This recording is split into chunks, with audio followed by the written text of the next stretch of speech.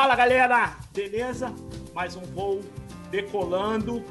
E antes de apresentar nosso convidado de hoje, aliás, eu não dei meu bom dia, boa tarde, boa noite, clássico. E antes de apresentar nosso convidado de hoje, vou falar aqui com meus dois parceiros de voo. Maestro Marinho Bofa, como estás? Serginho, querido, tudo bem por aí? Como é que vai Rio de Janeiro? Cidade maravilhosa, como sempre. Aqui tá tudo bem. Preparados para esse voo que vai ser espetacular, rapaz. Já teve um aquecimento forte. E as turbinas estão a milhão aqui já. E lá direto de São Paulo também, nosso professor Paulo Eduardo. Tudo bem, Serginho? Como é que você tá, meu parceiro? Beleza. Hoje o voo promete. Marinho, meu maestro, vamos em frente, ó. Pista liberada, ó. Já tô aqui acelerando. Vamos embora, Serginho. Bom, galera, nosso convidado hoje dá um baita orgulho da gente estar recebendo essa pessoa super especial. Hoje a gente vai falar de cultura e arte, mas como diz o outro, em outro patamar. A coisa vai ser muito séria. E como é que eu apresento ele? Ele é professor, ele é escritor, ele é... Aliás, coisas que me chamaram bastante atenção, é matemático com doutorado em engenharia de telecomunicação. Tem 2 prêmios, né? Simplesmente o prêmio Jabuti, catálogo Razoné, eu não sei se a pronúncia está correta, mas eu acho que é meio mais ou menos isso. E um prêmio com o Sérgio Millet, o prêmio do Sérgio Millet também que ele ganhou. É fundador do projeto Portinari e nada mais é do que o filho do próprio, João Cândido Portinari. João, super obrigado por estar a bordo com a gente hoje e a palavra é tua. Eu que agradeço a vocês, é um imenso prazer estar com vocês e com quem está nos assistindo. Eu estou já com os cintos aqui amarrados, eu já devo estar a uns 7.000 quilômetros de altitude aqui, e já pedi um cafezinho e estou à disposição de vocês. Então vamos lá, vou abrir então logo para saber um pouquinho do João. João, uma coisa que me chamou muito atenção no que eu procurei sobre você, que tem tanta coisa que, vou te falar a verdade, a gente fica até meio perdido, mas essa coisa, você ser filho de quem você é, de Cândido Portinari, e você ter ido para essa coisa da matemática e da engenharia de telecomunicação. O que é isso? Olha, tem 2 explicações para isso, Sérgio, eu diria, né? A primeira é que eu, desde rapazinho, assim, começou a me incomodar muito essa sombra gigantesca, sabe, que meu pai lançava sobre tudo que se aproximava dele, né? Ele ocupava um espaço imenso. Você está pensando aí em década de 50, mais ou menos, né? Ele estava no auge, né? Então, por exemplo, eu ia a uma festinha, aí o cara me apresentava assim, olha, aqui é o Paulo, aqui é o Marinho, aqui é o Sérgio, aqui é o filho do Portinari. Isso começou a me incomodar muito, né? A um tal ponto que eu, com 18 anos, eu fui embora de casa, né? Eu fui estudar fora e fui estudar matemática, exatamente, né? Que era uma coisa também que me diferenciava, né? De uma certa forma, eu não queria de maneira nenhuma me valer, vamos dizer, dessa filiação, né? E esse é um aspecto. Agora, havia um outro aspecto também, é que eu amava matemática desde criança, eu tive grandes professores, né? E um deles, quer dizer, que foi meu mentor realmente, foi quase que um alter ego de meu pai, uma alternativa a meu pai, foi meu tio Pierre Lucie, que era um francês casado com a irmã de minha mãe, que foi um tremendo professor. Ele criou gerações de professores. Ele foi professor do Santo Inácio, depois da PUC, ele criou o ciclo básico da PUC no ano da reforma universitária, né, em 68, e o Pierre me tomou assim sob a tutela dele, de uma certa forma. Eu, desde os meus 14 anos, que o Pierre me pegou e disse, olha, botou a mão na minha testa e disse, você vai ser matemático. E para ele, como bom francês, né, Chauvin, como ele era, o único lugar onde se podia estudar matemática no mundo era Paris. Né? E ele tinha horror à Sorbonne, à universidade em geral. Para ele, o que existia de matemática eram o que ele chamava as grandes écoles, que são as escolas de engenharia, a Polytechnique, né? Ele abriu uma exceção para Normale Superieur, que não era de engenharia, mas que era para gente assim, gênio, top, né? E as escolas de engenharia em geral. Você se preparava para isso no liceu, como se chamava lá, né? Eu entrei num dos liceus mais rigorosos de todos, que era o Lycée Louis-le-Grand, que foi criado por Luís XIV, para você ter uma ideia. Quem é que foi aluno lá? Voltaire. E toda uma sequência, Pompidou, enfim. Né? E era um campo de concentração, na verdade era isso. Para vocês terem uma ideia, às terças-feiras eram 7 horas de aula de matemática, 4 de manhã e 3 de tarde. Né? E o único momento que a gente tinha para sair era domingo. Né? E mesmo assim tinha tantos deveres que você tinha que sair fazendo os deveres. Né? Então, esses 2 anos do liceu preparavam você para um concurso nacional para essas grandes escolas, todas. Né?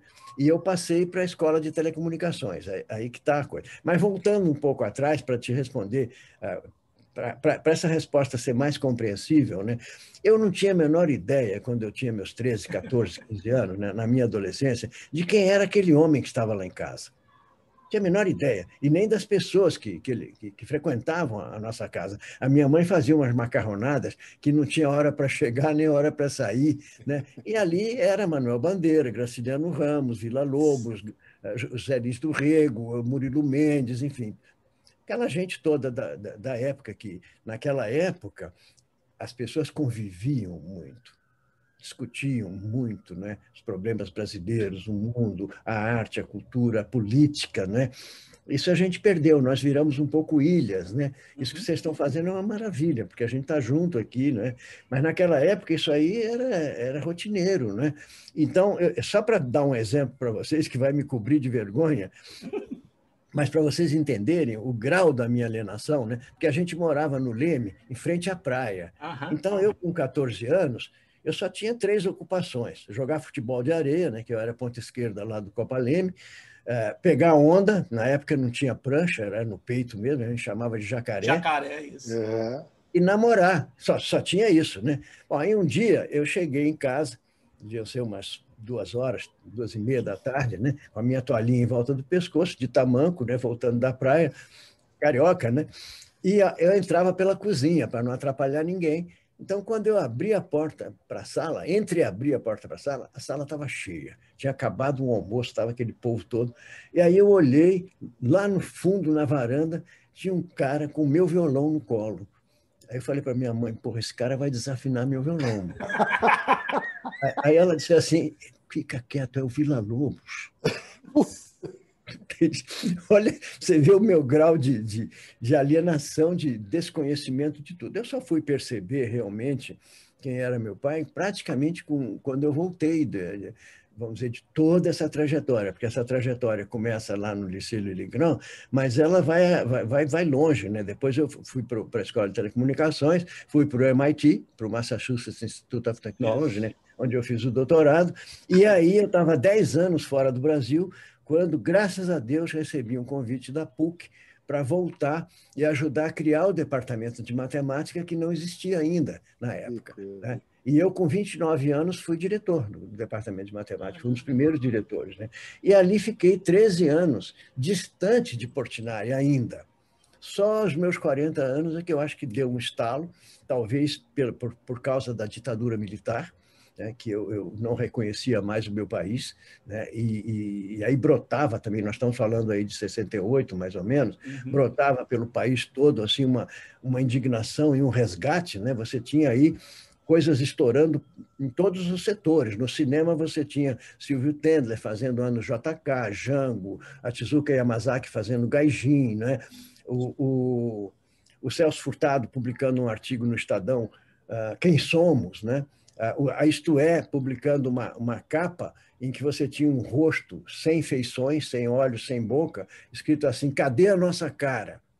Aí a busca pela identidade cultural. Aquilo, eu entrei no bojo desse grande... Você tinha o Arthur Moreira Lima tocando Pixinguinha no Municipal.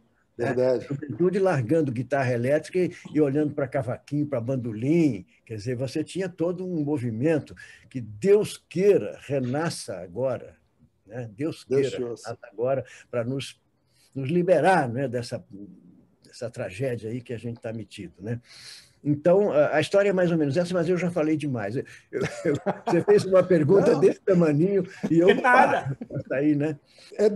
Será que é daí, João, que veio? Porque a Cris Kanner falou que você toca violão. Então, é Então, por causa do Jardim, do Gil Jardim. Ah, por causa do Gil Jardim. Ah, Se eu me lembro bem, eu sou aquariano, sabe, Marinho? Então, me perdoe se o aquariano ele tem uma memória seletiva, né? Fica tranquilo, João, fica tranquilo que eu ouvi. Você é de 23 de janeiro, eu sou de 25 de janeiro. Nós nos entendemos muito bem. Eu sou de 16 de janeiro, tá? Tá tudo certo. Você sabe disso, então, que a gente... Mas eu tenho praticamente certeza que a Cris, eu a conheci por meio do meu querido amigo Gil Jardim, maestro Gil Jardim. Foi por aí, né, que a coisa fez. E você começou o violão por aí também? Não, se eu te disser com quem eu comecei o violão, você não vai acreditar. Não, então, mas a pergunta é assim, porque a Cris falou que você toca violão. Quer dizer, a pergunta é assim, foi por causa do susto que você levou quando você viu o Villa-Lobos com o seu violão? Não, eu já tocava, né? Eu já tinha o violão, por isso que eu achei que ele ia desafinar o meu violão, né? Porque eu já tocava, sabia que isso acontece muito, né? Mas eu comecei no violão com uma figura que eu não sei se vocês vão conhecer, mas foi uma figura extraordinária. Era um baiano chamado Josué de Barros, que lançou a Carmen Miranda. Nossa Senhora. Ele morava no Leme, era um baiano elegantíssimo, um mulato que só andava de terno Panamá branco, sabe? E que não sabia música. Ele me ensinava fazendo as 6 cordas do violão e botando bolinhas ali. Me ensinou valsas maravilhosas que ele compunha, né? E foi aí que eu comecei. Depois eu fui para um outro grande nome, aí já mais moderno, que era o Bandeirante. Não sei se vocês já ouviram falar no Bandeirante. Não, esse eu não conheci. O Bandeirante, ele ensinava por cifra. E aí eu entrei nesse mundo das cifras e do acompanhamento e etc., né? Depois, então, eu tive o meu grande mestre da vida toda, que me deixou, infelizmente, há uns anos atrás, que é o maestro Norberto Macedo, né? Que era um homem de uma humildade, de uma nobreza, né? Que talvez isso tenha feito com que ele não seja reconhecido, né? Com a grandeza que ele tem, um talento bruto, um diamante puro, né? Um homem que chegou ao Brasil com 8 anos de idade, de Portugal, filho de um dono de botequim, foi morar na periferia do Rio de Janeiro, no Gramacho, que é um lugar assim de grande violência e tudo, e que não podia estudar violão porque o pai achava que era coisa de vagabundo. E se tornou um fantástico compositor. Ele fez uma suíte para Portinari, que é de você chorar de emoção, na qual ele se inspirou em telas, né? Foi no centenário de nascimento de Portinari que nós lançamos o CD, né, do Norberto, Suíte para Portinari. E, mais recentemente, ele fez a suíte Dom Quixote, que são 21 peças de violão clássico, cada uma delas inspirada num poema de Carlos Drummond de Andrade e numa ilustração de Portinari para o livro Dom Quixote, que nós vamos relançar agora com o Instituto Cervantes. Isso eu estou anunciando aqui em primeira mão. Opa, que maravilha! O livro ficou maravilhoso. Você tem as 21 ilustrações a lápis de cor, porque meu pai estava proibido de pintar nesse momento, né? Ele estava intoxicado pelas tintas, né? E aí ele virou criança, ele se dedicou ao lápis de cor e essas 21 ilustrações foram quase que um recreio para ele, né? Tem um texto do Antônio Calado maravilhoso que ele fala, né, sobre essas ilustrações. E aí, depois, póstumamente, né, Drummond fez 21 poemas, um para cada ilustração. E eu falei para o Antônio Mauro, né, o diretor do Instituto Cervantes, que está faltando uma arte aí, a música, né? E eu tenho para te propor a peça, né, a suíte para Dom Quixote do Norberto Macedo. Então, o que a gente fez? A gente botou um QR Code no livro e esse QR Code te leva para o site Música Brasilis, da Rosana Lanzelotti. Ela é uma querida amiga, né? Um misto de cientista com música, né? E a Rosana, então, abriu lá um espaço para o Norberto, lá no Música Brasilis. Se você entrar lá em compositores e botar Norberto, você vai ver a história do Norberto e vai ver boa parte, né, das músicas dele. Eu me empenhei, quando o Norberto estava já no leito de morte, né? Isso aí é uma história que tem um drama pessoal, né? Ele perdeu o filho, o único filho, e começou a cair, até que pegou um câncer fulminante no pâncreas, né? E aí, quando ele já estava nos últimos momentos, eu prometi a ele que eu ia lutar de todas as maneiras para que ele fosse reconhecido algum dia. né? Olha que maravilha. Eu estou lutando nesse momento eu estou com as partituras todas dele, a Viúva me deu, e eu estou lutando para pegar um desses, sabe esse programa Finale? Sei, eu tenho, eu uso, é o programa que eu uso para escrever. Então, eu tinha vontade de fazer um songbook, talvez alguma coisa, né, com as partituras do Norberto. Ele tem 20 choros, que são choros eruditos, não é choro que qualquer um acompanha, não. São choros maravilhosos. Tem o choro para Portinari, que eu posso mandar para você, se você quiser, mas está lá no Música Brasilis também, que é absolutamente extraordinário. Independente de qualquer coisa, qualquer tipo de ajuda que você precisar com essas partituras, você conta comigo, muito obrigado, por favor. Estou à sua disposição. Muito obrigado mesmo, viu? Porque o Norberto, de verdade. Ele merece muito mais do que isso, viu? Foi uma das figuras mais dignas que eu conheci na minha vida. E a sua intenção é tão digna ou mais digna quanto, quer dizer. Eu não vou. É um trabalho espetacular que você está fazendo e a gente que vive nesse país, que a gente é tão carente de memória cultural, é tão carente de material, né? Eu falo por experiência, porque eu sei o que eu sofri quando eu estudava assim, faculdade de música, que a gente sofria para conseguir partitura, para poder estudar, material didático. Né? Você falou uma coisa, eu me lembro que eu tive que comprar partituras brasileiras na Rue de Rome, em Paris. É verdade, claro. Porque eu não achava aqui. Não, é inacreditável isso, né? Não tinha. Vila Lobos, Vila Lobos você tinha que importar. Eu importava coisa de Vila Lobos para poder estudar, é um absurdo. Né? Nós tínhamos toda noite o que nós chamávamos a Noite do Violão. Né? Que era isso? Eram 4 amigos, né? O Norberto era o professor e mais 3, eu e mais 2. Né? Um colega meu da matemática, que era ucraniano, que felizmente ainda está vivo conosco, o outro que foi para os Estados Unidos, e o Norberto pegava, por exemplo, o concerto do Vivaldi e reduzia para 4 violões. Então a gente ficava estudando aquilo, né? Depois a gente jantava, cada um tinha a sua aula com ele, depois tocávamos juntos. Ele pegou também a Ave Maria de Gounod e reduziu para 4 violões. Eu fazia o trêmulo, né, de Bach. Não, eu fazia o trêmulo de Gounod, né? Os outros faziam o prelúdio de Bach, né? E eu tenho isso gravado, inclusive, eu posso te mandar, tem um... Nossa, espetacular. Isso é um material incrível, isso é uma coisa... É uma coisa histórica, isso tem que ser preservado e muito. Viu? Saudade imensa dessas noites de violão, a gente. Nossa, isso deve ter sido espetacular. Professor Paulo Eduardo, o senhor está tão calado, professor. Eu estou aqui viajando nas memórias culturais, Marinho. Né? O professor João Cândido já estragou a minha surpresa, porque eu ia falar que ele tinha algo em comum com o Marcos Valle, que era surfista também, né? Essa história com o Vila Lobos eu sabia. Já matou uma minha já tinha prancha, né? Na época do Marcos Valle já tinha. Marcos Valle é menino, né? Por isso. Então, já estragou uma minha. Mas eu estou viajando aqui nas memórias culturais, mas eu queria ir numa memória afetiva do professor, né? Uma perguntinha simples para o professor João Cândido. Como é que eram as noites de Natal em Brodowski? Eita! Isso era sagrado.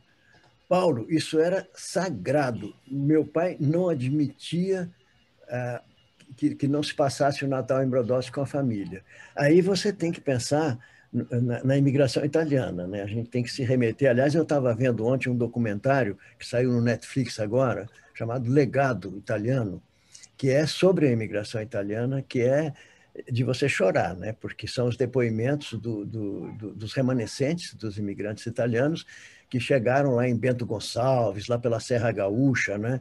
E você vê aquela italianada toda, e eles recuperaram filmes históricos do Cafezal, onde eu vejo a minha família. Né? Eu vejo a tia Tata, que era a irmã mais velha de meu pai. Não sei se você sabe que havia uma tradição, nessas famílias italianas eram muito matriarcais. Né? A nona, que é a avó, né? Siamo tutti buona gente. A nona era uma fortaleza, uma verdadeira fortaleza. Né? E a nona me disse, quando eu era criança, eu nunca mais esqueci. A nona chegou para mim e disse assim: filho, eu cheguei no Brasil com 8 anos, casei com 14 e aprendi a ler com 70. É uma loucura. Ela aprendeu a ler depois de criar o 12º filho. É uma loucura. O Calado, inclusive, que é o biógrafo de Portinari, ele fala, né, que eles chegaram no Brasil, plantaram café e plantaram também 12 filhos. Né? Aí ele fala inclusive ele compara, ele diz que Portinari lavrava a sua plantação de quadros como seus pais haviam feito com o café, de sol a sol. Isso é Coisa verdade. linda, hein? Isso é lindo. Ele era um trabalhador braçal da pintura, né? Era de manhã, a nona que virou Dona Dominga. Dona Dominga, que era Domênica e virou Dona Dominga, né? Isso é um barato. Eu fico imaginando a quantidade de história que não tem da nona, gente. Nossa! Tem muita história da nona. E como ela devia ser brava, hein? A nona era muito brava. A nona chegou a dar surra com tijolo no filho. Eu me lembro disso, né? Agora, deixa eu mostrar uma coisa para vocês aqui. Isso aqui é o pessoal quando chegava no Porto de Santos. Eles eram aglomerados ali e eram colocados em trens, né? Nem sabiam para onde iam. O meu avô, por exemplo, era marceneiro, mas foi parar numa fazenda de café lá no interior paulista, na Alta Mogiana, né? Mas então eu peguei um poemazinho com a própria letra de meu pai, em que ele faz uma referência explícita a isso, né? Saí das águas do mar e nasci no cafezal da Terra Roxa. Isso aí está tudo aí. E está aqui a Dona Dominga. Aqui, quando você olha para... Olha, gente, que espetáculo. Você tem alguma dúvida de quem mandava lá em casa? Olha a cara do nono de medo. Olha! Aliás, o nono é outra história, viu? O nono, para mim, o nono está na raiz. Isso ninguém tratou ainda. Eu estou pensando em escrever sobre isso, porque nesses 42 anos de Projeto Portinari, eu que não tenho formação nenhuma em humanas nem sociais, eu aprendi um pouco a olhar as coisas ali, né? E, para mim, a raiz, vamos dizer, da compaixão em Portinari está no nono.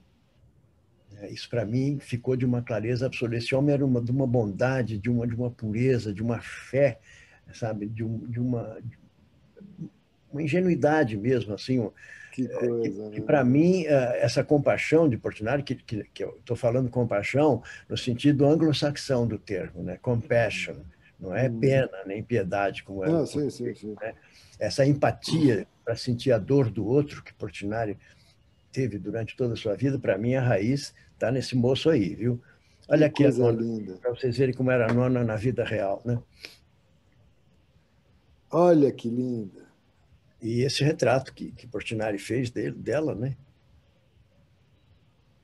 Que é impressionante. Nossa, coisa linda. Parece um Rembrandt, né? Que coisa espetacular. Fizeram muita piada, sabe, Marinho, com esse retrato, porque a arte moderna estava em pleno embate, né, com a pintura acadêmica. Então diziam assim: pô, olha como é que ele pinta a mãe dele e como é que ele pinta a mãe dos outros.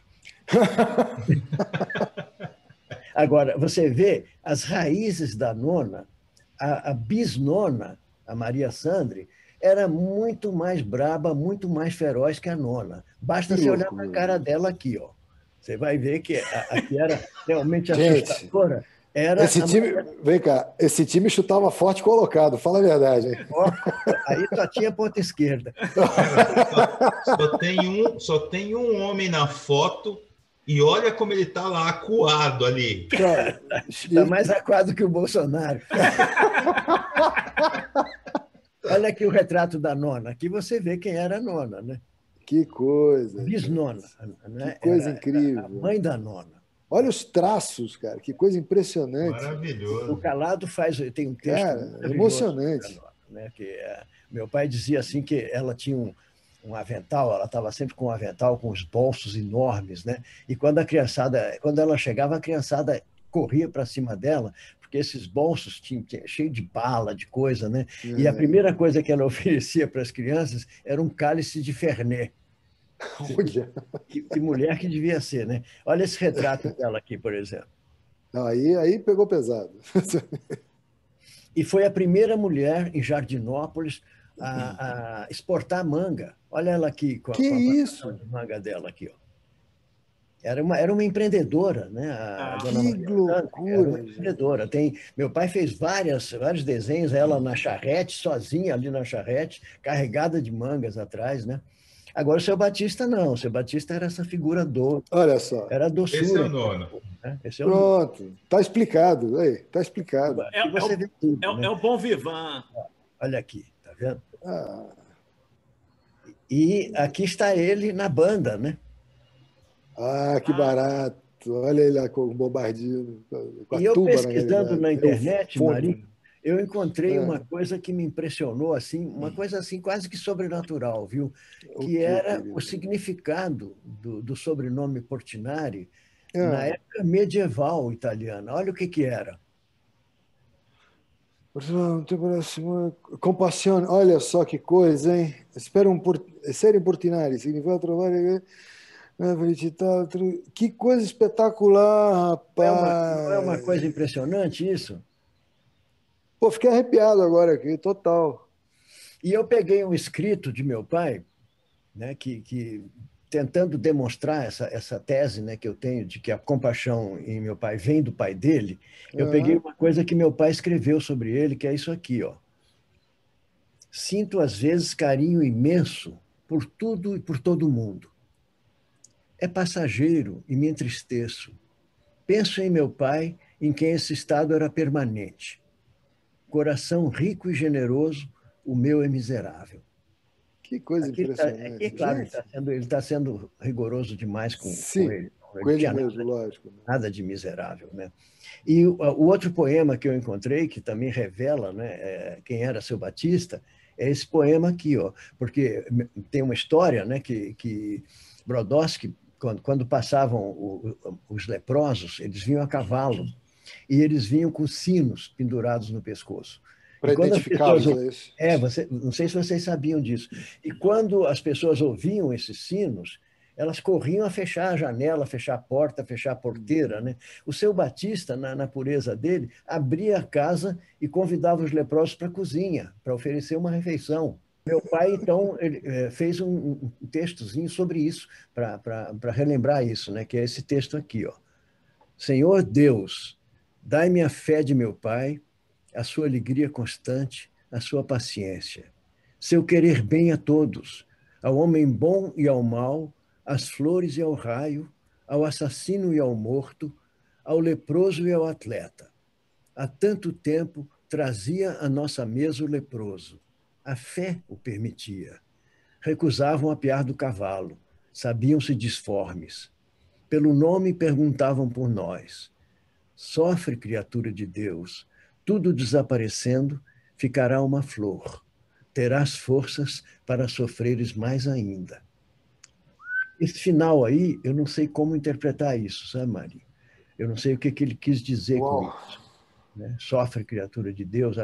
Talvez fosse pelo que esperasse nas outras cidades, nos outros locais que ele fosse passar, porque por onde ele estava passando naquele momento não era É, sofrimento, era uma alegria. Né? é isso. É o que eu sinto, né? Quando eu li agora aqui, foi isso.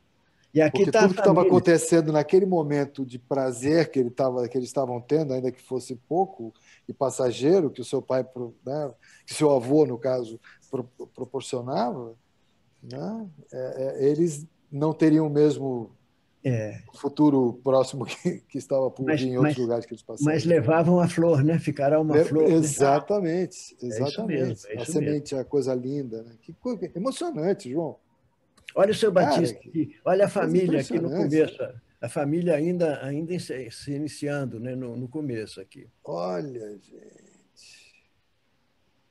E que aqui, isso aqui é uma coisa. coisa muito curiosa aqui, o que eu estou mostrando aqui para vocês, é uma fotografia de um fotógrafo americano Linda essa foto. do grupo Time Life, que veio ao Brasil no início da década de 40 para filmar o Walt Disney, que estava aqui, né?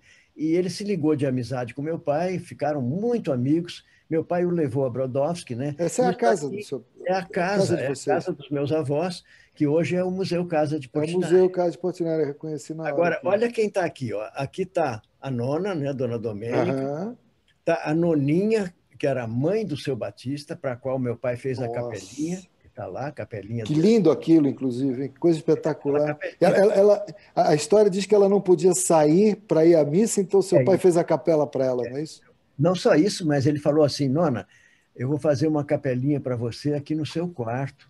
E os santos e as santas dessa capelinha são os netos e as netas dela. Até bisnetos, porque eu posei para o menino Jesus, que eu era pequeno Que ainda, né? Então barato. você vê essa velhinha acordando de manhã no meio dos santos que eram a família dela, né? Que coisa espetacular. Essa capelinha. Aqui vocês veem um dos primeiros afrescos dele, que é o São Francisco, falando em vez de estar falando com os pássaros, está falando com urubus, está vendo? E isso aí ele reproduziu na igreja da Pampulha.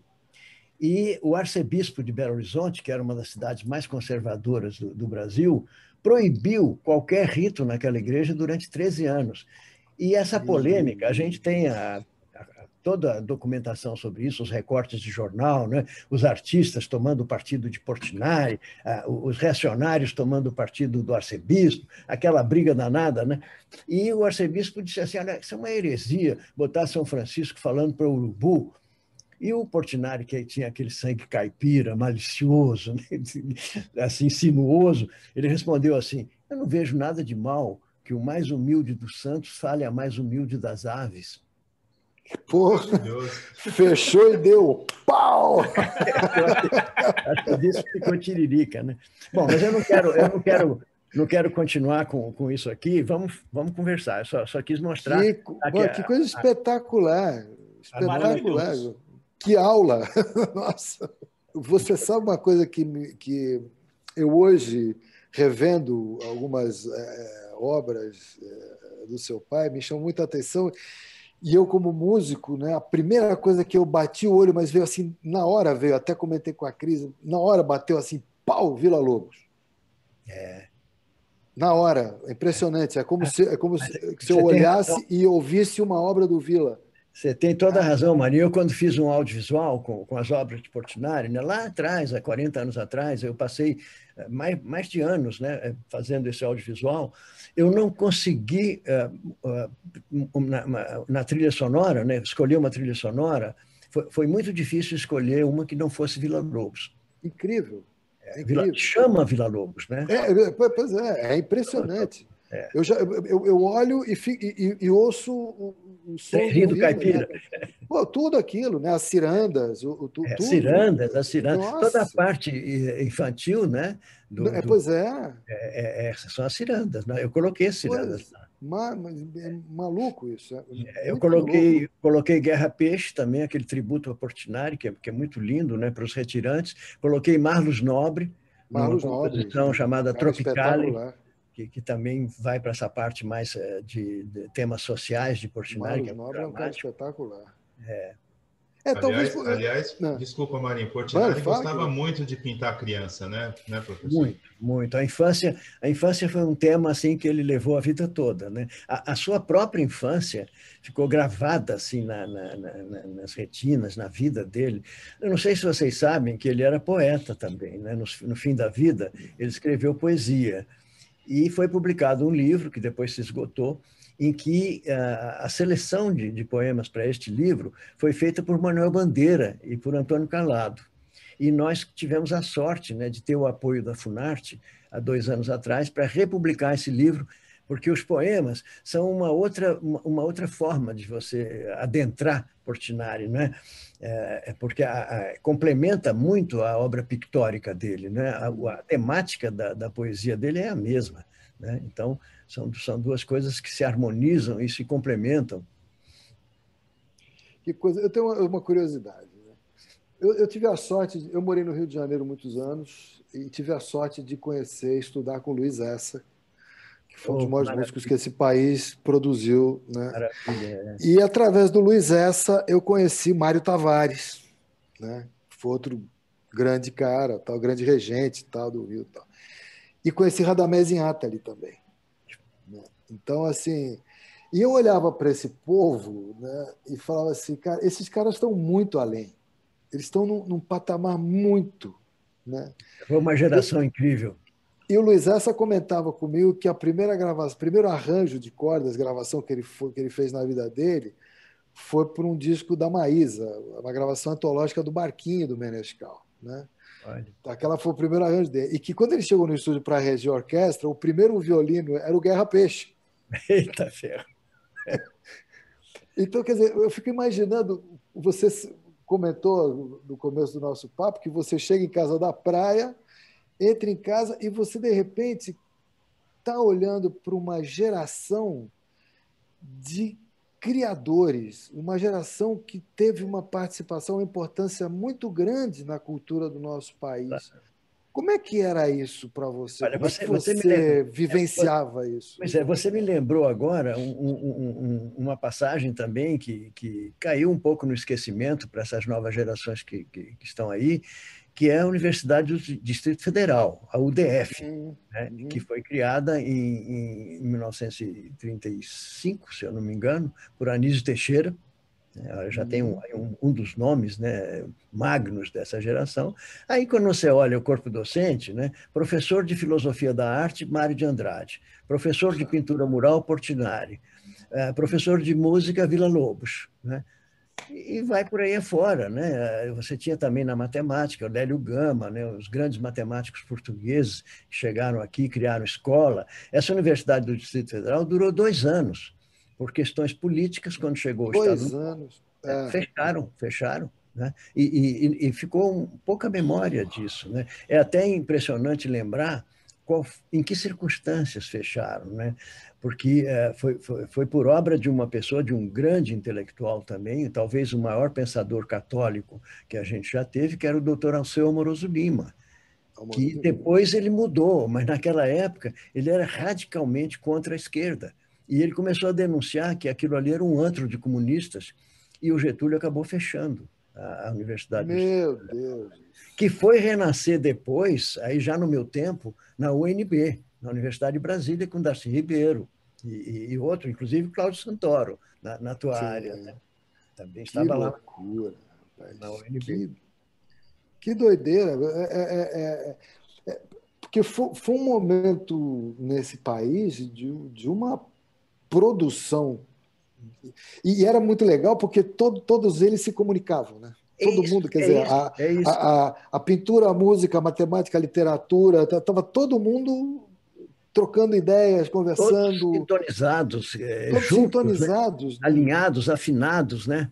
Você quer ver? Olha, eu vou mostrar uma foto para vocês aqui que retrata muito bem isso, né? Aqui, ó. Deixa eu pegar. Olha, isso é resgate cultural da pesada. Não, isso aqui é um... Gente, esse programa... Eu não sei como é que o João está de tempo, mas... Não, tem tempo. Você quer ver? Vamos remeter aqui um momento. Deixa eu compartilhar de novo, se vocês me permitem. Claro. Com o maior prazer do mundo. Vamos olhar, porque isso aqui acho que vale a pena. Quer ver? Ó? Vamos agora, resgatar. Como é um país que gosta de bater na cultura, né? Pois é. Mas ao mesmo tempo, o Brasil, como os Estados Unidos, é uma terra de paradoxos também, viu? Porque eu não poderia, assim, de sã consciência, ser ingrato, né, e dizer, por exemplo, que o projeto Portinari, nesses 42 anos, não recebeu apoio ou não foi visto. Não é verdade. Eu acho que o brasileiro, quando ele acredita numa causa, ele é solidário. Nós tivemos uma solidariedade maciça da sociedade brasileira como um todo, de todas as cores políticas, inclusive. Né? Isso aqui é uma coisa que eu tenho que ser justo e reconhecer. Né? Porque a gente fala assim, brasileiro não tem memória. Tem sim, é um paradoxo. Né? É que nem quando você diz, americano é ignorante. Você tem gente lá que não tem nada de ignorante. Claro. Né? São paradoxos, são generalizações. Né? Deixa eu mostrar aqui uma coisa que eu acho que vai surpreender muito vocês, que vocês certamente não conhecem, que são os funerais de Portinari. Nossa, não. Com certeza não conheço. Olha, essa foi a última foto dele, né, com a minha filha, Denise, que ele ficou perdido de paixão. Ele só conviveu com ela 1 ano e meio, fez poesias incríveis para ela, pintou 16 retratos dela nesse 1 ano e meio, né, e foi a grande paixão, né, do fim da vida dele. Aqui tem uma observação, como isso aqui era uma live que eu fiz para a Itália, eu fiz essa observação aqui, que o médico dele nos contou que quando ele perdeu a consciência, já nos minutos finais, ele começou a falar o dialeto vêneto. Imagine você, né? Isso aí, nossa. Assim, né? E aí o público italiano todo chorando ali na plateia. Né? Sim, imagino. Isso, né? Mas olha o funeral, isso aqui não tem lembrança. Né? O corpo dele, o caixão carregado pelo pelo Corpo de Bombeiros, e uma multidão. Parecia aquele enterro do Francisco Alves, né? Sim, o Rei da Voz. Em Botafogo, acompanhando o féretro, né? E aqui, olha, aqui você tem uma outra visão disso. Isso parece o prédio da Biblioteca Nacional, no Rio. Foi ali no Palácio Gustavo Capanema, né? Ah, Que era o prédio do antigo Ministério da Educação e Saúde, sim, né? sim. O marco, né, da arte e arquitetura moderna brasileira, né? Aqui a gente já sai disso. Aqui são coisas para mostrar a geração, né? Nossa. Graciliano Ramos, Pablo Neruda e Portinari. Só gente fraca, né? O time mais ou menos, né? Aqui outra dessas, né? É isso. Olha só. Tudo junto. Isso dá um orgulho de ser brasileiro para mim, rapaz. Você não tem ideia. Eu sinto uma alegria em poder dizer que sou brasileiro quando eu vejo essas coisas, sabe? A gente tem que resgatar esse orgulho. E que alegria a gente poder fazer parte dessa nova história que está sendo construída aqui hoje, cara. Claro, lógico. Porque, com certeza, João, se você me permite, o que você faz, e toda essa bagagem cultural que você tem, isso é um incentivo imenso para nós que já estamos aí com um caminho andado mais ou menos grande e para muita gente que está chegando. Você falou no começo do nosso papo assim que o pessoal estava trocando guitarra por cavaquinho, né? Eu vejo dentro da área da música, através da Cris mesmo, através do pai dela, que é um cara que toca violão e muito, o Zé Canela, né? O cara está com 87 anos de idade e toca com um violão que você fala assim, como é que é isso? Chorinho manja tudo. E a galera de jovens que optou pelo violão e pelo cavaquinho e deixou a guitarra, nada contra a guitarra, tá tudo certo, mas que optou é gigantesca. É gigantesca. Tem um novo Brasil aí nascendo aí, eu espero também isso. Bom, eu também, eu acho, inclusive, que você vê, por exemplo, quando você olha a história, né, você teve o Renascimento italiano, o Renascimento em geral, né, veio depois de uma peste negra, né, que dizimou com o mundo, né? Então, nós estamos aqui com duas pestes, né? E a gente espera também que aconteça um renascimento aqui no Brasil, né? Eu acho que a gente tem que lutar na medida do possível, na medida da possibilidade de cada um, né? E para estar vivo, pelo menos, nesse renascimento, ou então possibilitar na modesta contribuição que cada um de nós podemos dar, né, para que isso realmente aconteça para os nossos filhos, para os nossos netos, né? Espetacular, maravilhoso. Eu tô aqui assim, eu tô voando, confesso. É porque é muito tema, é muita coisa para a gente falar. Não, é muita coisa boa, coisa boa para se falar. Eu queria mostrar para você. Coisa boa, assim como a gente estava falando hoje. Isso está espetacular, vamos embora. Você quer ver uma coisa que eu acho que vocês vão gostar de ver também? É o Drummond, Carlos Drummond de Andrade. Quer ver? Deixa eu ver aqui. O que o João está mostrando para a gente é exatamente o que a gente está buscando com o canal, né? Que é exatamente essa coisa da... Eu imaginei. Vamos ouvir juntos o nosso querido Drummond? Bora! Quando meu pai morreu, Drummond, poucos dias depois, dedicou um poema a ele. Eu queria convidar vocês a nós ouvirmos juntos. Pode ser? Claro! Então vamos lá. A mão. Entre o cafezal e o sonho, o garoto pinta uma estrela dourada na parede da capela e nada mais resiste à mão pintora. A mão cresce e pinta o que não é para ser pintado, mas sofrido. Entre o sonho e o cafezal, entre guerra e paz, entre mártires, ofendidos, músicos, jangadas, pandorgas, entre os roceiros mecanizados de Israel, a memória de Giotto e o aroma primeiro do Brasil, entre o amor e o ofício, eis que a mão decide. Todos os meninos, ainda os mais desgraçados, sejam vertiginosamente felizes. Agora Há uma verdade sem angústia, mesmo no estar angustiado. O que era dor é flor, conhecimento plástico do mundo, e por assim haver disposto o essencial, deixando o resto aos doutores de Bizâncio, bruscamente se cala e voa para nunca mais a mão infinita, a mão de olhos azuis de Cândido Portinari. Olha, aqui vocês têm outro momento assim da geração aqui, olha. Nossa.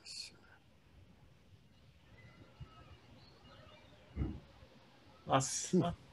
E aqui, vamos ouvir o que o Drummond fala sobre a relação de Portinari com os poetas e com os escritores. Aqui, ó. O traço que me parece que mais me aproximou de Portinari foi o fato de que ele era muito interessado em convívio com os poetas. Eu acho que Portinari foi mais companheiro dos poetas do que dos outros artistas.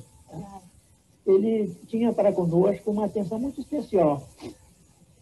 Basta dizer que ele pintou o retrato de Manuel Bandeira, de Mário de Andrade, de Murilo Mendes, de Jorge de Lima, de Dante Milano, de Felipe de Oliveira, de Adalgir Zaneri e o meu. Além de outros que eles escapam no momento, eu estou falando isso, de memória. Outra coisa também que se perdeu, que a gente não tem muita informação, é o Portinari ilustrador de livros. Né? Deixa eu mostrar para vocês um pouquinho essa coisa dele ilustrador de livros.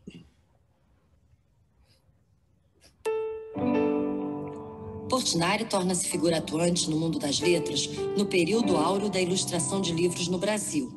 Ao longo de 29 anos, de 1932 a 1961, realizou em torno de 259 ilustrações para as principais editoras brasileiras e estrangeiras. As ilustrações de Portinari desenham um panorama histórico, literário e artístico das principais mudanças culturais ocorridas no Brasil a partir dos anos 30. Elas sintetizam não só a constante pesquisa por novas linguagens plásticas, mas também a permanente luta por ideais pelos quais trabalhou, em prol do seu povo e da humanidade, com os recursos do traço e da cor. Olha o que Drummond fala sobre a poesia de Portinari. O próprio Drummond agora falando. Ó, não é demais insistir no que sua poesia representa como expressão verbal de sua pintura, e mais intimamente de sua experiência de artista e de homem solidário com as dores do mundo.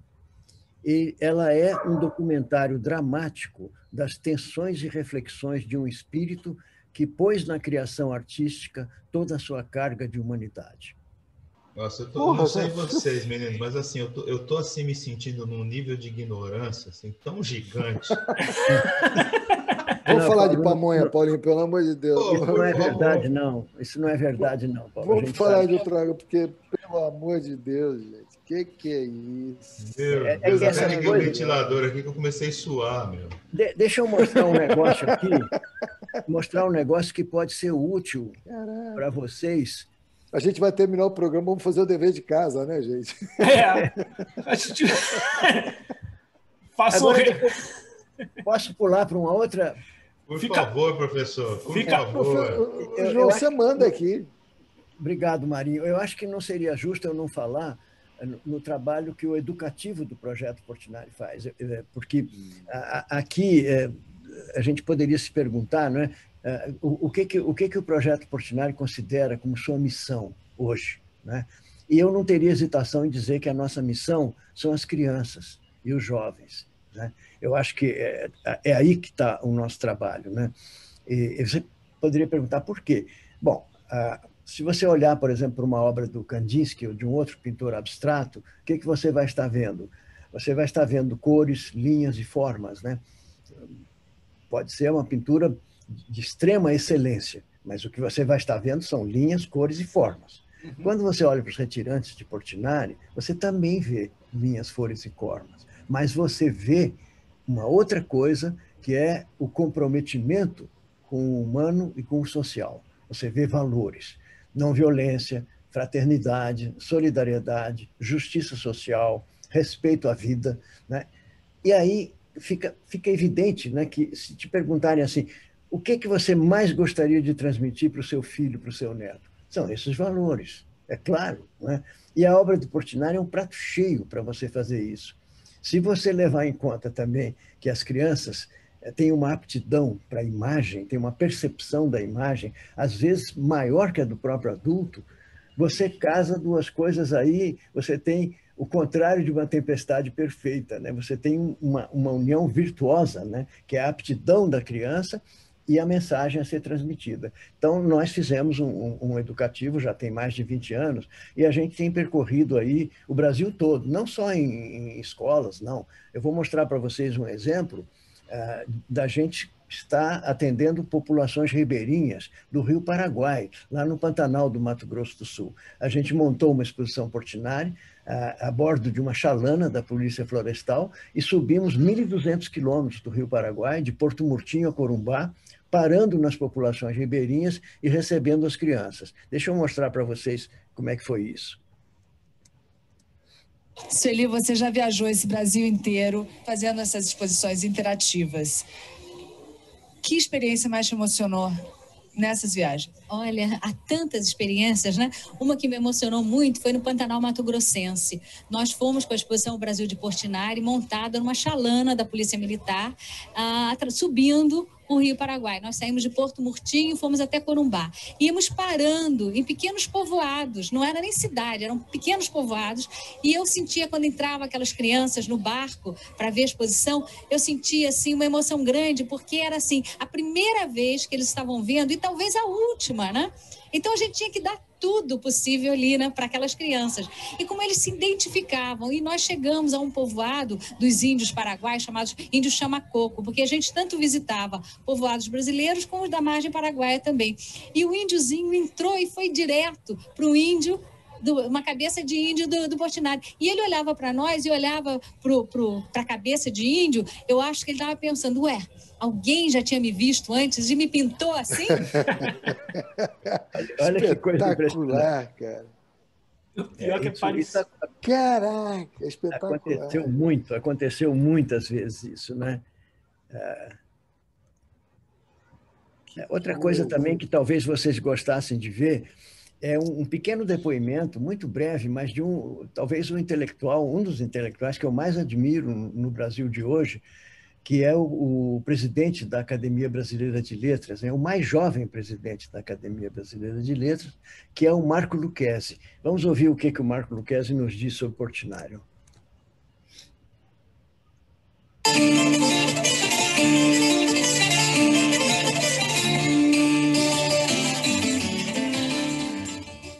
É isso que me liga a Portinari, essa visão profunda de que é preciso transformar o Brasil, que é preciso atravessar essa zona de sombra, encontrar coragem e pronunciar, através não da cultura do ódio, porque não pode haver ódio e cultura juntos, mas de uma cultura da paz. Essa cultura da paz será alcançada nas escolas, pela arte, pela construção de um Brasil novo, atento, sensível, republicano até a última capilaridade. É isso que eu amo em Portinari.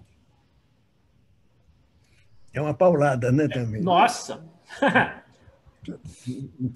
Menos de 35, em um minuto, né? Ele passa tudo. Poder da síntese, né? Paulinho, o que a gente faz, bicho? Cara, eu estou aqui de aluno mesmo, prestando atenção. Não, eu também. Marinho, eu só não estou anotando tudo porque eu estou com vergonha de ter que abaixar minha cabeça. Para não parecer, falar, olha lá o professor olhando no celular, ó, a hora que o professor não tá dando liga uma... não, rapaz. Aquela observação do Marinho, né, sobre como que aquela geração convivia tanto, dá uma olhada nisso aqui. Ó. Nós temos 1.200 fotografias históricas no acervo documental do Projeto Portinari.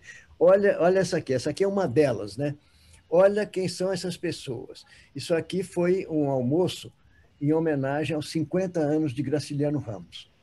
Então, aqui no centro você tem o Graciliano, ao lado dele você tem o ministro da Educação, Gustavo Capanema. Sabe quem era o chefe de gabinete de Gustavo Capanema? Era Carlos Drummond de Andrade. Igualzinho hoje, né? Mesma coisa. Ó, Manuel Bandeira, Jorge Amado, José Lins do Rego, Marques Rebelo, Carlos Drummond de Andrade, Portinari, Rodrigo Otávio Filho, aqui escondidinho, porque ele era mais jovem que essa turma aí, é o Vinícius de Moraes. Aqui, olha só, gente. Olha que sensacional, Marinho. Então, você tem aqui... eu poderia citar cada um deles, né? Mas isso é aquela coisa que eles... É o que você falou, eles conviviam intensamente, né? Intensamente. Não havia uma semana em que eles não estivessem juntos. Isso se perdeu, né? Nós nos transformamos em ilhas, praticamente. Isso é impressionante. Eu comento muito isso com alguns amigos meus, porque quando eu mudei para o Rio de Janeiro em 1984, a gente não tinha celular, era uma coisa de Guerra nas Estrelas, né? Jornal das Estrelas, essas coisas, né? Não tinha espaço de comunicação, era direta, era olho no olho. Então, se eu quisesse ouvir alguém tocar, eu tinha que ir a um concerto. E se eu quisesse falar com essa pessoa, eu tinha que esperar o concerto terminar para ir lá puxar o cara, ô, mestre, o professor, me explica aí como é que foi aquele negócio. Entendeu? Tem umas histórias do Radamés Inhatali que você rola no chão e dá risada das histórias que ele contava, né? O Luiz Écio uma vez chega para o Radamés e fala assim, o Radamés fala assim, ô Luizinho, que maravilha, né? Você tá aí, eu fiquei sabendo que você está dando aula. Mas eu estou ensinando. Eu estou ensinando? Música não se ensina, música se orienta. E pagou assim para o Luiz Écio assim. A turma não era mole, não. Eu me lembro uma vez, quando eu era pequeno, Marinho, eu fui falar com meu pai que eu queria desenhar, que queria aprender a desenhar. Ele vira-se para mim e diz assim, está vendo aquela mesa lá? Tinha uma mesa de centro assim, tinha uma pilha de livros que eram desenhos de Miguel Ângelo, de Leonardo da Vinci, de Rafaelo, né? Ele disse assim, você vai lá, copia aquilo tudo e depois vem falar comigo. O pessoal não aliviava, né, João? Não. Eles não aliviavam nem um pouco. Não tinha colher de chá, não. Não tinha atalho, não tinha atalho. O negócio era ali shortcut. no braço.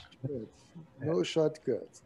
Vamos lá. Eu fui professor minha vida toda, sabe, Marinho? Eu nunca tive outra profissão que senão a de professor. Eu sempre fui professor minha vida toda. Então, para mim, isso é uma coisa muito séria, né? O trato com alunos, essa coisa toda, por exemplo, aí que está havendo com a relação ao ensino privado, né? E essa gente toda que está querendo empurrar ensino à distância, ensino digital, né? Isso aí a figura humana, né? O contato humano, o olho no olho do professor com o aluno, é o que faz a diferença, é tudo, claro. É tudo, na verdade. Né? Tem um pensamento do Khalil Gibran, né? Do grande poeta, pensador libanês, Khalil Gibran, que, para mim, é a Bíblia do que significa ser professor. Né? Ele diz assim, o mestre que caminha nas sombras do templo entre os seus discípulos não lhes dá da sua erudição, do seu conhecimento, mas sim da sua fé e da sua amorosidade. Porque é isso que você passa para o aluno. É a atitude. Eu quero perguntar uma coisa. Quando é que eu começo a ter aula com você? Pode falar, eu vou. Nós! Me diz aí o horário, que escola que você vou. Se for de matemática, eu estou fora. Não fala eu isso. Adoro matemática. A música adora matemática, eu adoro, estou nessa pois também. Mas é isso que eu ia te dizer. Não fala isso para quem ama a música como eu, porque eu que quero ser seu aluno. Imagina, que isso? Pelo amor de Deus, gente. Minha Nossa Senhora, eu não sei. Cara, eu não sei para onde é que esse avião está indo hoje, mas eu quero que continue voando esse negócio. Eu quero só. Mas olha, eu tenho uma queixa fazer mais aqui. Uma perguntinha. Ainda não serviram o meu copinho de vinho aqui. Ah, rapaz. Pois Aí que eu vou... Chama a aeromoça aí. Tá faltando a aeromoça aí. Deixa eu tirar uma dúvida. Porque quando, assim, sou leigo pra caramba nesse assunto, né? E aí eu vi em algum lugar que o Portinari gostava de pintar conversando. Isso me chamou a atenção, porque sempre me passou a impressão que esses artistas eles eram tão centrados, tão focados, que você não podia ter um barulhinho do lado dele. Mas o Portinari gostava de pintar conversando. Olha, você sabe que você levantou uma questão aí que, por incrível que pareça, foi a origem de um problema de matemática ou de computação ou de inteligência artificial que ainda está em aberto. Eu vou explicar por quê. Você tem toda a razão. Ele gostava de pintar conversando. Por incrível que pareça, né, uma pessoa com a mente povoada, né, por angústias e por dilemas, né, de sofrimento humano, como ele era, conversar. Isso aí lembra um pouco o Villa-Lobos, né? Porque uma vez uma repórter chegou para ele e disse assim: como é que o senhor consegue compor aqui no meio dessa barulheira de criança e de bonde ali na rua? E ele virou-se para ela e disse assim: minha filha, eu componho com o ouvido de dentro, não com o ouvido de fora. Exatamente. Né? Então, eu acho que com Portinari devia ser um pouco isso. Mas o que eu ia relatar é o seguinte: eu encontrei nos depoimentos do nosso programa de História Oral, do Projeto Portinari, o depoimento de um pintor amigo de Portinari, que era poeta também, que é o José Paulo Moreira da Fonseca. E o Zé Paulo conta que, num determinado momento, Portinari estava pintando e conversando com ele, né? E, de repente, Portinari parou e disse assim: ô Zé Paulo, eu vou botar esse vermelho aqui para vigiar aquele azul ali. Nossa, olha a linguagem de pintor. Né? Espetacular. Agora, isso aí, na época eu estava ativo, né, na matemática ainda, me deu o clique assim, para um problema, né, porque sempre a gente teve as voltas com falsários, né, com gangues de falsários que falsificavam obras de Portinari e enganavam as pessoas aí, né? E a gente sempre teve as voltas com isso e sempre procurando, como a gente sempre esteve na universidade, numa universidade em que a ciência e tecnologia eram muito fortes, né, como é o caso da PUC do Rio, a gente sempre esteve buscando ferramentas, né, tecnológicas para nos ajudar nessa questão da detecção da autenticidade das obras, vamos dizer, processos que não fossem subjetivos, né? que não dependessem do olho do perito, que muitas vezes se equivoca. Né? A gente queria processos científicos mesmo. Né? Então, quando eu li esse depoimento do Zé Paulo, eu pensei assim, porra, então a cor que está no ponto XY e a cor que está no ponto X', Y', né, um outro ponto, não são independentes uma da outra. Elas estão ligadas. E aí, pumba, falei, então vamos fazer uma matriz de correlação de pares de pontos. Isso aí vai dar uma assinatura cromática que nenhum falsário será capaz de detectar. É espetacular. E esse problema, vários colegas lá da informática, da matemática, e todos se debruçaram sobre esse problema e até agora não conseguimos tocar, também por falta de recursos, né? Que a gente também, num determinado momento, a Petrobras, que estava apoiando esse trabalho, né, da detecção dos falsos, ela cortou as nossas verbas e aí a gente teve que dissolver o pequeno grupo que estava se ocupando disso. Mas a gente vai voltar a isso, se Deus quiser. Sensacional isso aí. João, e como é que é o João investigador? O detetive? Naquela história da detetive. Como é que foi essa aí? Como é que é a tua participação nesse processo, que é incrível, né? Você sabe que o Sérgio é meu colega aquariano, né? Ele sabe que todo aquariano é curioso pra caramba, né? A gente está sempre fuçando sempre. As coisas, né? E como é que foi aquela história da tua participação no resgate da obra? Do Lavrador de Café. Do Lavrador de Café. Não, isso aí eu não tive participação. Não? Não tive, não. É que em algum momento eu li que você tinha ajudado, tinha participado de alguma forma na investigação. Talvez você esteja se referindo ao altar da Capela Mairinque, da Floresta da Tijuca, não é? Que Portinari fez a pedido do Castro Maia, né, que é dos museus Castro Maia, e Portinari fez o altar, é belíssimo, inclusive a Nossa Senhora do Carmo, né, que está no centro do altar, está com o Menino Jesus no colo. Quem posou para aquele Menino Jesus fui eu, e quem posou para a Nossa Senhora do Carmo foi minha tia Inês, né, que era irmã de meu pai.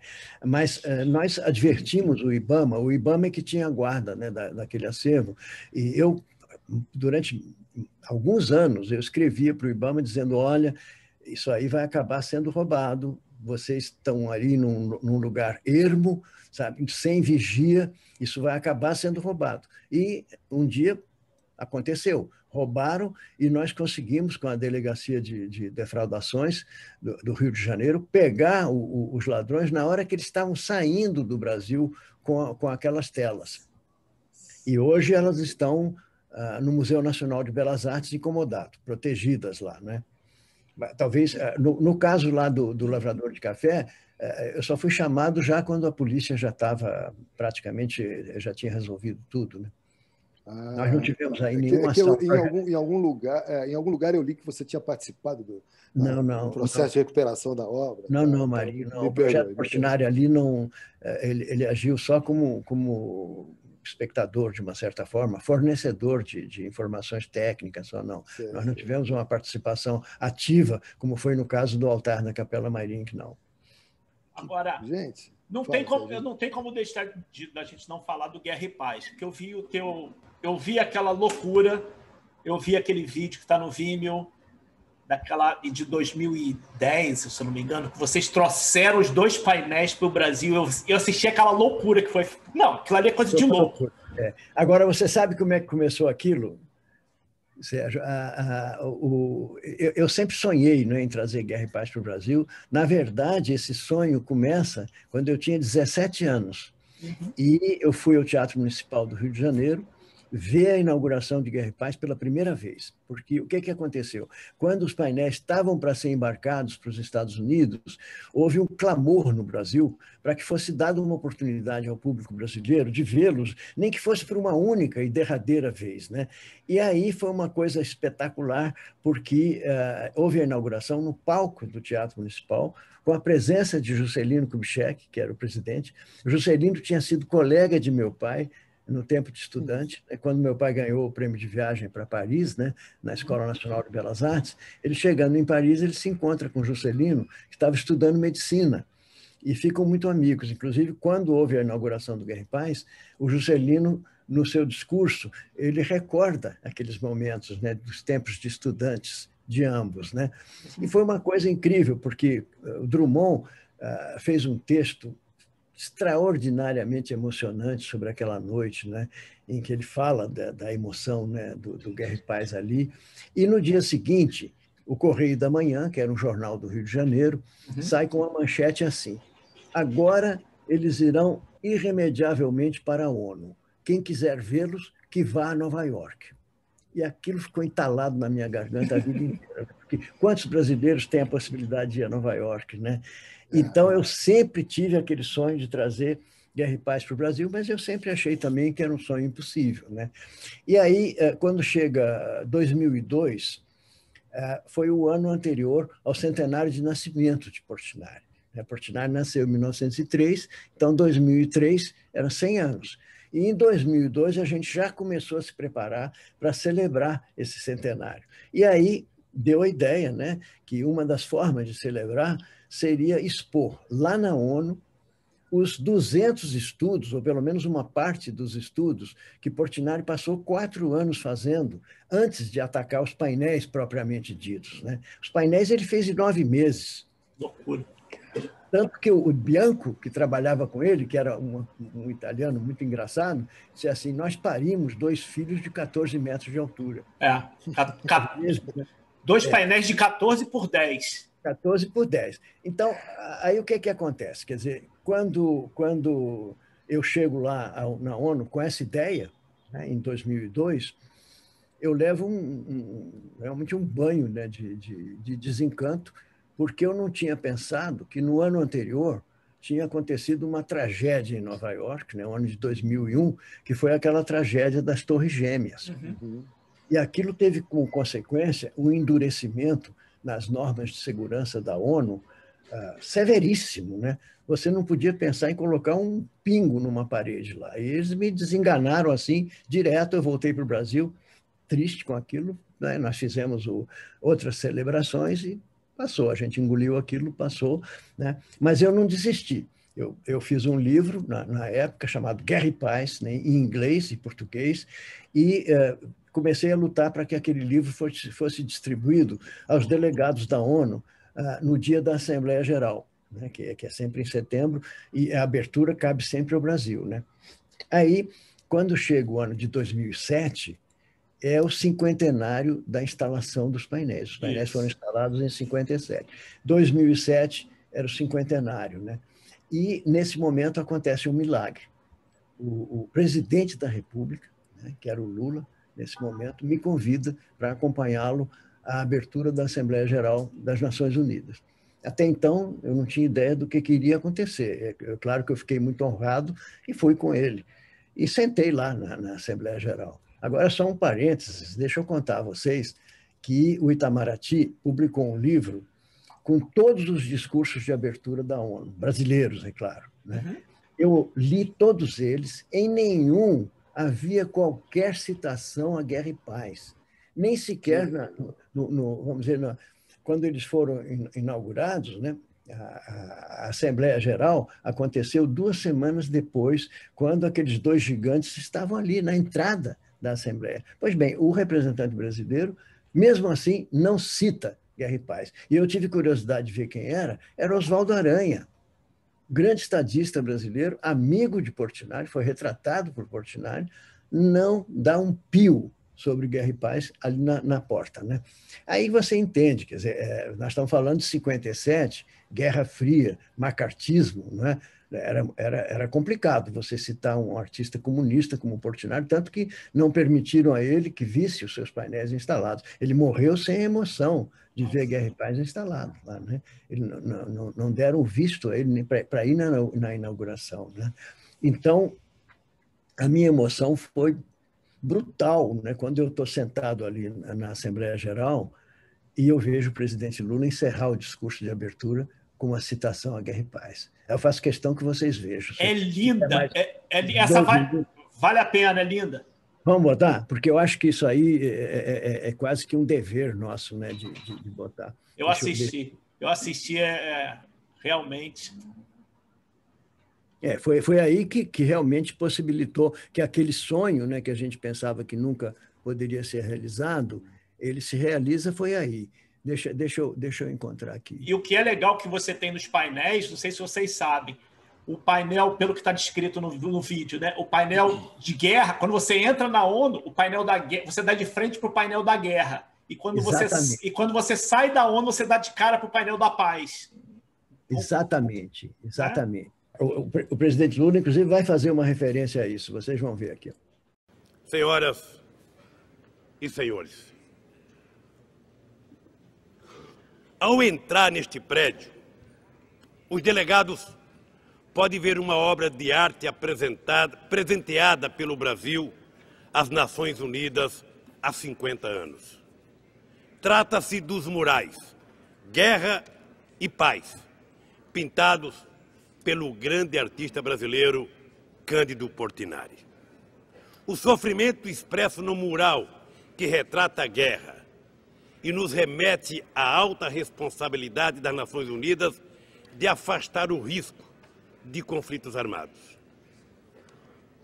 O segundo mural revela que a paz vai muito além da ausência da guerra. Pressupõe bem-estar, saúde e um convívio harmonioso com a natureza. Pressupõe justiça social, liberdade e superação dos flagelos da fome e da pobreza. Não é por acaso que o mural Guerra está colocado de frente para quem chega e o mural Paz para quem sai. A mensagem do artista é singela, mas poderosa. Transformar aflições em esperança. Guerra em paz é a essência da missão das Nações Unidas. O Brasil continuará a trabalhar para que essa expectativa tão elevada se torne definitivamente realidade. Muito obrigado.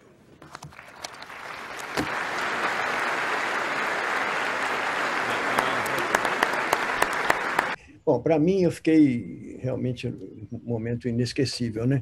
E aí, nesse momento, eu tomo conhecimento de que a ONU iria passar por uma reforma profunda, estimada em 2 bilhões de dólares, né?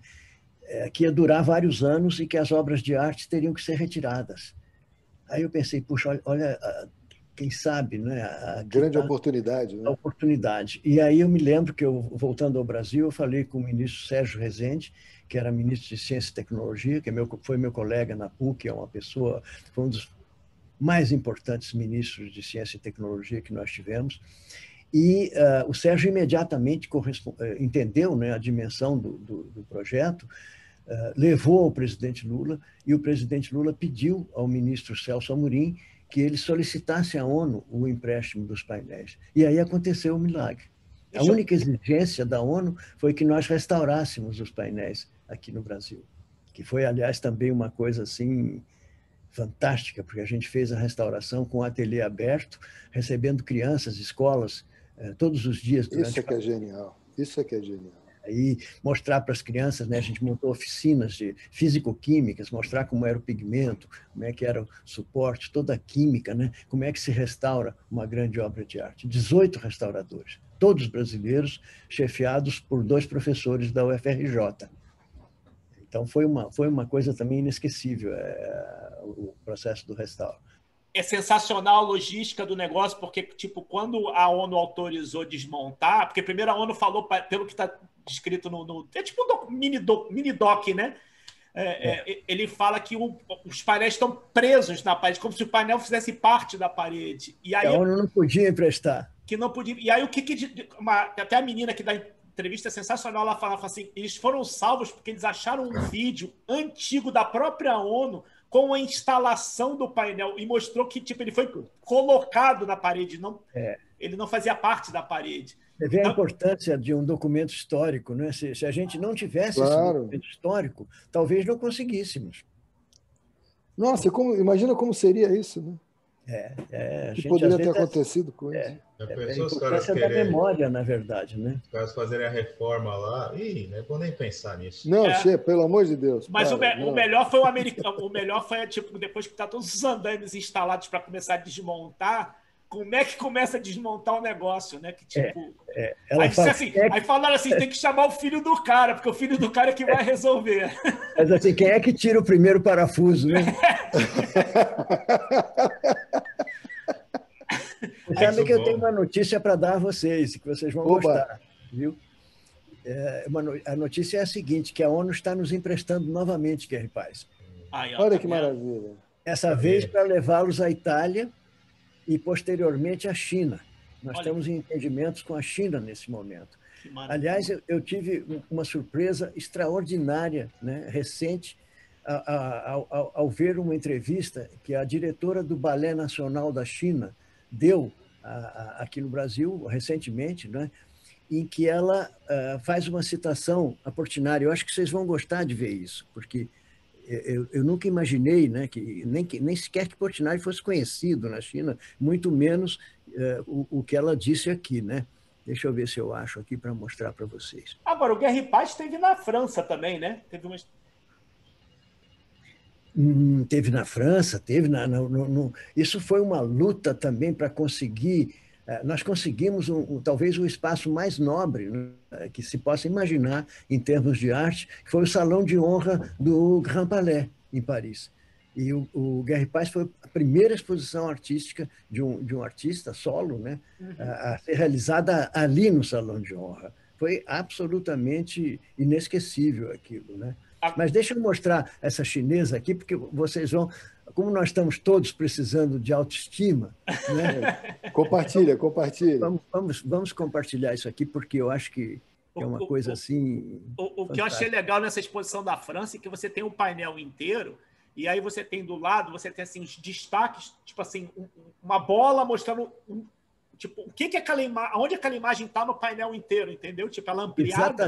Exatamente. A gente fez um painel central, entre os 2 painéis Guerra e Paz, tinha um painel central com a mesma dimensão, né, de 14 por 10, e ali você projetava esses estudos que Portinari fez durante 4 anos, e quando você projetava, por exemplo, um cavalo, tinha um foco de luz sobre o painel da Paz ou da Guerra, né, mostrando para onde era aquele estudo. Então, tinha esse lado didático também que as pessoas adoravam, né? Mas deixa eu mostrar aqui a nossa coisa da China, né? Que surge, então, a ideia, né, de levar o Guerra e Paz para a China. 巴西的绘画风格呢，多种多样的特色还是非常鲜明的。我个人呢比较喜欢的画家是坎蒂多·波提纳里，他的作品是非常迷人的，比如说像《孩子们放风筝》等，其中都能够表现出巴西人民的这种人文关怀，以及人性的光辉，还有巴西的风土人情，这些都是让我颇为感动的。然后也是我们中国人都比较喜爱的。É uma maravilha isso, né? Espetacular. Falar do Brasil dessa maneira, no momento em que a gente está sendo olhado com tanto desprezo pelo mundo inteiro, vale a pena, né, a gente ouvir isso. Com certeza. Que coisa maravilhosa, gente. Que coisa maravilhosa. Gente, vamos ter que fazer uns 10 voos com o João Cândido. E antes da gente encerrar, Marinho, só mais uma coisa que eu não me lembrava, e durante as minhas pesquisas eu acabei encontrando, né, que o Portinari estampou a nota de 5.000 cruzados. É verdade. Acho que eu tenho isso aqui em algum lugar. Quer ver? Depois virou 5 cruzados novos, né? Deixa eu mostrar. Meu Deus do céu. Tem um carinho. Eu estava mostrando para os italianos como o Portinari é conhecido, né? Então, algumas coisas, assim, por exemplo, a cédula, uma rodovia no interior de São Paulo, é a rodovia que vai para Franca, né? Ribeirão Preto, lá. Essa rodovia Cândido Portinari, uma rodovia importante lá, né? O Google tem um programa chamado Google Arts and Culture, que disponibiliza os acervos dos grandes museus do mundo, né? E eles abriram, quando eles entraram em contato conosco, foi por causa justamente da questão tecnológica, que a nossa base de dados era uma base altamente estruturada, né? Claro, tem departamentos de ciência e tecnologia da PUC, e eles então abriram uma exceção e fizeram a coleção Portinari. Nós subimos os 5.400 imagens de obras e os 30.000 documentos para a plataforma Google, né? Estão lá. Então, eu vou mostrar para vocês como é que foi a inauguração disso. Cândido Portinari é o primeiro artista brasileiro a ganhar uma exposição virtual no Google Arts and Culture. O site tem colaboração com museus espalhados pelo mundo todo. E nesta semana, a retrospectiva em homenagem a Portinari foi lançada na Pinacoteca de São Paulo. A Sara Kines mostra agora pra gente. Um tour em 360 graus pela casa onde Portinari morou na infância e adolescência em Brodowski, no interior de São Paulo. Um passeio por 15 exposições virtuais que oferecem uma imersão na vida e obra do pintor do povo. Em parceria com 6 instituições culturais, o Google disponibilizou no serviço Arts and Culture mais de 5.000 pinturas, além de 15.000 documentos sobre o artista. The goal is to make more art, more culture, and more of the cultural heritage of Portinari available to anyone, anywhere for free. For the first time, over 20,000 artworks, images, sketches, drawings by and about Portinari are coming online on Google Arts and Culture. Em 1940, Portinari fez uma exposição solo no Museu de Arte Moderna de Nova York. A divulgação do evento citava como colecionador João Cândido Portinari, filho de 1 ano do artista. Hoje, aos 80 anos, o filho único do pintor dirige o Projeto Portinari, que fundou em 1979 para catalogar a obra do pai.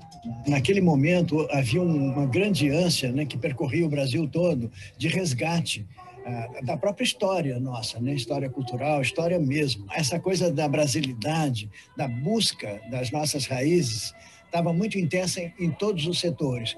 E o Projeto Portinari nasce no bojo desse movimento. Quando começou, 40 anos atrás, o Projeto Portinari enfrentou desafios. João comenta que não havia um scanner em todo o Brasil para digitalizar os materiais. E nós fomos dos primeiros a fazer realmente um banco de dados.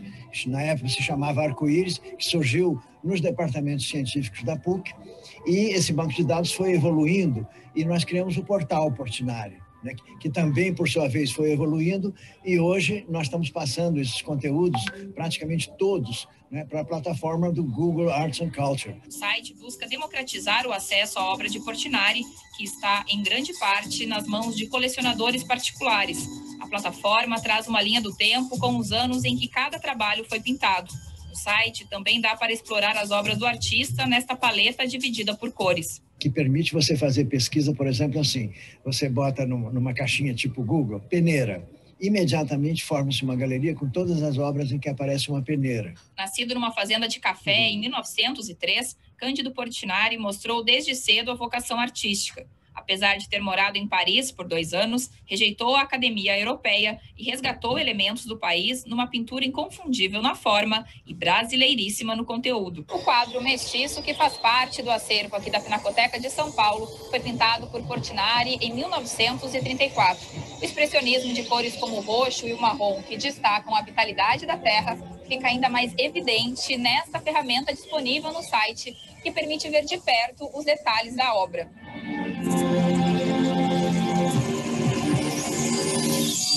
A guerra representada pelo sofrimento do povo e não por soldados em combate.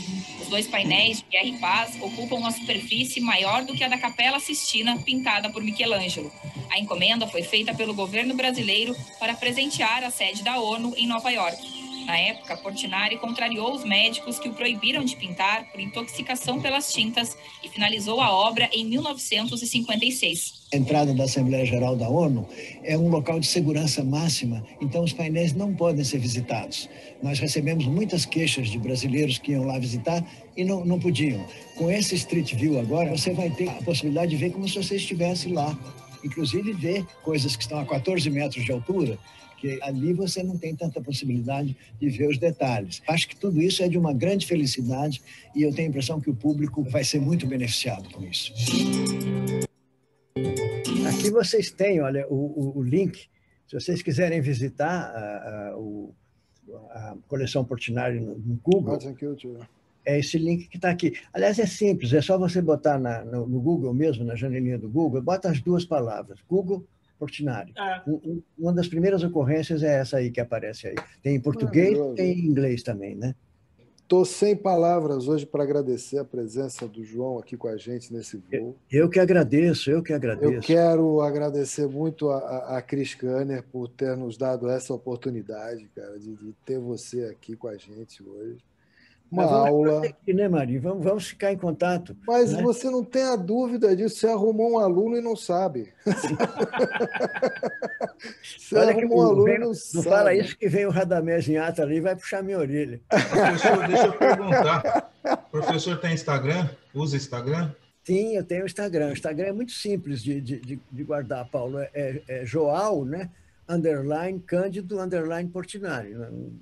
Pronto. Já estou acionando aqui o Instagram do canal e seguindo o professor. Eu sou muito neófito no Instagram, viu? Você vai encontrar pouca coisa ali. O que eu uso mais é o Facebook. Eu já há 8 anos eu venho postando todas as noites no Facebook, mas eu estou vendo que muita gente está saindo do Facebook e indo para o Instagram, principalmente o pessoal jovem. Eu tinha muitos comentários no meu Facebook e eles estão cada vez rareando mais. Acho que o pessoal está todo migrando lá para o Instagram. Agora, o Instagram não tem os mesmos recursos que o Facebook tem, né? Ele é mais instantâneo mesmo. Né? O problema do Facebook é que a entrega dele está ruim. E o pessoal jovem não está usando mesmo. É o imediatismo, né, João? Aquela coisa do... Isso me deixou muito triste, viu, Sérgio? Porque eu tinha eu tinha 5 mil amigos, né? Eu tenho ainda mais 5 mil amigos ali no Facebook, que eram muito fiéis, muito constantes. Aliás, aquele perfil meu de Facebook não é dedicado a Portinari, é dedicado à minha filha, que nós perdemos assim tragicamente quando ela tinha 16 anos, né? Então, é um memorial quase, são as lembranças dela. Ela deixou um acervo imenso de desenhos, de músicas, de chats, de fotografias, de filmes, entende? Então, toda noite eu vou... Isso é quase que um ritual, né? Eu toda noite, há 8 anos, eu venho fazendo isso. Mas eu vejo com tristeza que eu estou falando cada vez mais sozinho. Tem cada vez menos gente ali. E não dá para ir para o Instagram com isso. Não dá. É outro perfil, é outro perfil. Bom, o Ponte Aérea já está seguindo, professor. Já estamos aí de olho, ó. Que bom, que bom. Traz o 747 aí para gente. Pô, para caber tanto conhecimento só num jumbo mesmo, né?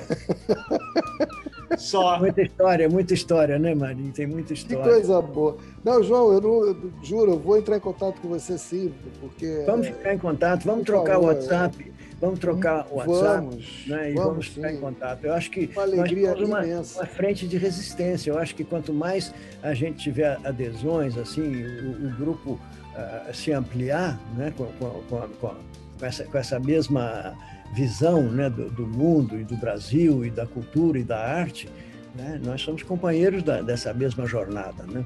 Com certeza. O que a gente está tentando aqui, João, é trazer...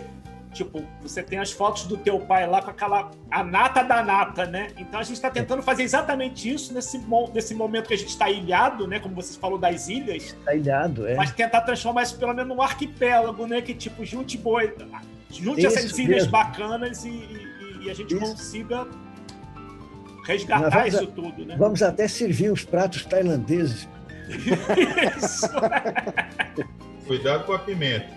Em breve tomaremos aquela caipirinha juntos. Sim, com certeza. Mas isso aí, essa promessa é dívida, hein? Com mas certeza, eu não vejo a hora. Pode contar comigo que eu sou bom nisso. Vocês estão todos em São Paulo? Eu tô em São Paulo, o Serginho está no Rio, Paulo Eduardo está em São Bernardo do Campo. São Bernardo. Nossa, eu tenho meu primo e irmão morando em São Bernardo. Aqui só tem gente boa. Bernardo, terra de quem? Tô aqui do lado, aqui pertinho. Ai, vamos pescar no Rio Pardo. Maravilha. Queridos, João, muito obrigado, filho. Muito obrigado, do fundo do coração. Que agradeço, foi um deleite, uma alegria, Rapaz, eu ganhei o dia, a noite, o fim de semana. Foi um negócio. Para mim também. Assim, você pode ter certeza que para mim também. Um incentivo nesses tempos, a gente se fartar de tanta coisa boa, de tanta notícia boa, de tanta coisa boa que somos capazes. Né? Nós temos estado em jejum, né, Marinho? Pois é, querido. Então, assim, muito obrigado. Muito obrigado mesmo. Eu agradeço de coração. Deus te abençoe, te proteja muito, para que em breve a gente possa presencialmente celebrar essa história toda. E a Cris faz a ponte entre nós e o professor. A Cris Cana, sem a Cris Cana, isso jamais aconteceria. Jamais aconteceria. Manda um abraço para ela. Pergunta para ela se foi missão cumprida. Mas não tenha dúvida, daqui a pouco a gente fala com você. Um beijo enorme para você, João. Deus te abençoe. Muito obrigado. Muito obrigado. Também. Um bom domingo para todos. Um grande abraço. Para você também, João. Uma obrigado. Feliz Páscoa. Até já, querido. Tchau, queridos. Tchau. Tchau.